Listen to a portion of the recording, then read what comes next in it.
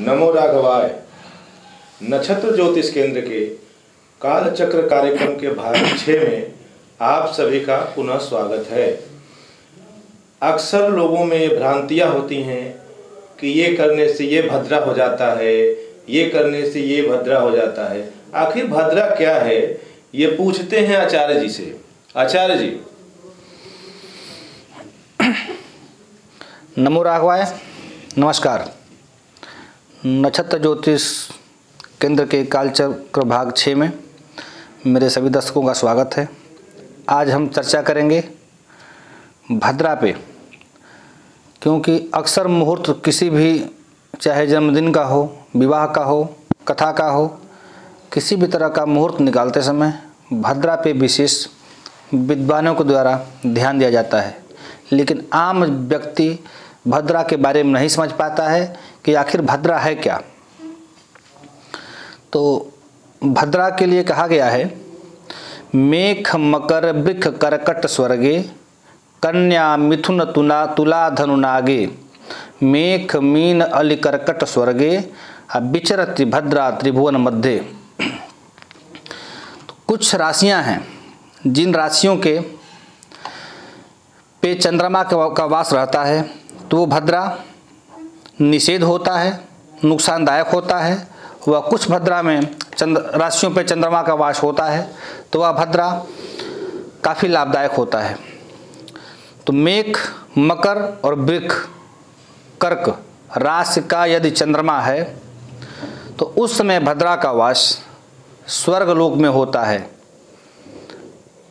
इन राशियों के संचार पे किसी भी मुहूर्त निकालते समय यदि उस बीच में भद्रा है तो उस भद्रा को शुभ माना जाता है, श्रेयकर माना जाता है।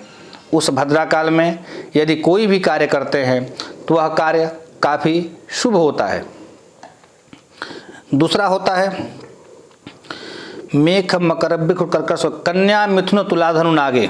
कन्या, मिथुन और तुला का चंद्रमा है तो उस समय भद्रा का वास नागलोक में होता है, यानी पाताल में। वहाँ भी होने से किसी भी तरह का अरिष्ट नहीं होता है।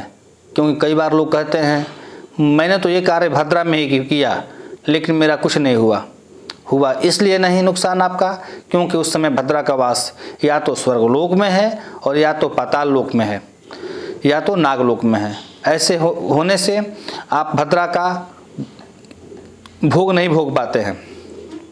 तो यदि नागलोक में भी भद्रा है और उस समय कोई शुभ कार्य हो रहा है तो वह कार्य श्रेयकर होगा, शुभकर होगा और उसमें शीघ्रता से आपको सफलता प्राप्त होगी। वहीं यदि कुंभ, मीन, वृश्चिक, सिंह राशि का चंद्रमा है तो वह भद्रा मृत्युलोक में होता है। और इन राशियों के भद्रा चंद्रमा का वास होने पर भद्रा यदि मृत्युलोक में है, उस समय यदि यात्रा करते हैं, कोई मांगलिक कार्य करते हैं तो उसमें अवश्य ही बाधा उत्पन्न होता है। तो इसका विद्वान मेरे ब्राह्मण समाज या अन्य लोग भी जरूर विचार करें कि भद्रा मृत्युलोक में न हो। बाकी अन्यत्र कहीं भी भद्रा है तो उस भद्रा से किसी तरह का कोई निषेध नहीं होगा। मिश्र जी। आचार्य जी, अक्सर समाज में ये है कि जब बच्चा पैदा होता है, कोई भी बच्चा पैदा होता है तो किसी एक विशेष तिथि को या विशेष समय को पैदा होता है तो उसमें लोग कहते हैं ये 27 में पड़ा हुआ है या गंडमूल में पड़ा हुआ है। देखिए क्या अभिप्राय है इसका। बहुत सुंदर विषय आपने रखा है। 27 का और गंडमूल दोष इसे बोलते हैं और इसे सामान्य भाषा में 27 बोलते हैं। तो जन्म के समय 27 नक्षत्रों में 6 नक्षत्र ऐसे हैं जिस नक्षत्र में 4 चरणों में यदि जातक जन्म लेता है तो या तो स्वयं का नाश होता है बच्चे का, या तो माता पिता का अरिष्ट होता है, नहीं तो बड़े भाई का अरिष्ट होता है, नहीं तो मैके मतलब उसके मामा के पक्ष का अरिष्ट होता है। ऐसे स्थिति में जन्म होते ही पंचांग खोलकर देख लेना चाहिए कि जातक के जन्म के समय का नक्षत्र क्या है। तो जो 6 नक्षत्र हैं उसमें से है मूल, अश्लेषा, ज्येष्ठा, अश्विनी, मघा और रेवती, जिसमें मूल रेवती और मघा, ये 3 नक्षत्र काफ़ी नुकसानदायक होते हैं।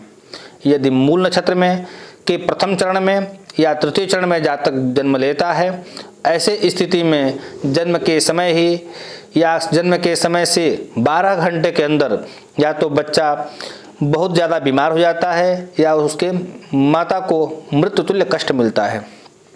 दूसरा, यदि दूसरे चरण में जातक जन्म लेता है तो मिश्र जी ऐसे स्थिति में पिता के ऊपर उस नक्षत्र का काफ़ी बुरा प्रभाव पड़ता है, अंग भंग हो सकता है या किसी तरह का मुकदमा हो सकता है या किसी तरह का आघात शत्रु के द्वारा हो सकता है। ऐसे स्थिति में अपने नज़दीकी विद्वानों से परामर्श लेकर उसका शीघ्र उपाय करना चाहिए। पहले तो यदि मूल नक्षत्र का जन्म है तो जातक का पिता उसका मुख न देखे, 27वें दिन विधिवत कुंभक का पूजन करे। 27वें नक्षत्र दिन जो यह नक्षत्र आता है मूल, उस दिन सतैसा के रूप में इसको विधिवत ग्रह शांति करे, जिसके बाद इस ग्रह का प्रकोप समाप्त हो जाता है। दूसरा आता है आश्लेषा। आश्लेषा नक्षत्र में जन्म लेने वाला जातक अपने बाबा और दादी का नष्ट करता है। वहीं ज्येष्ठा नक्षत्र में जन्म लेने वाला जातक अपने बड़े बहन, बड़े भाई या चाचा का नुकसान करता है। वहीं अश्विनी में जन्म लेने वाला जातक मामा, नानी या अपने नाना का नुकसान करता है। मघा में जन्म लेने वाला जातक अपने पिता या अपने चाचा का नुकसान करता है। इसीलिए जन्म के समय नक्षत्रों का विशेष ध्यान रखना चाहिए।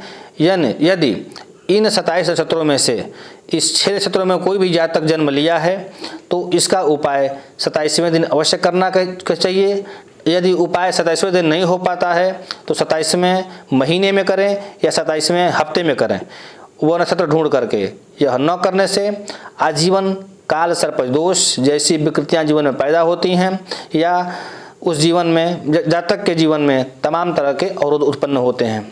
तो भद्रा और गंडमूल दोष का जीवन में बहुत ही महत्व है। इस पे विशेष प्रकाश विद्वानों से पूछकर डालना चाहिए या डालवाना चाहिए। नमो राघवाय। नमस्कार। नमस्कार।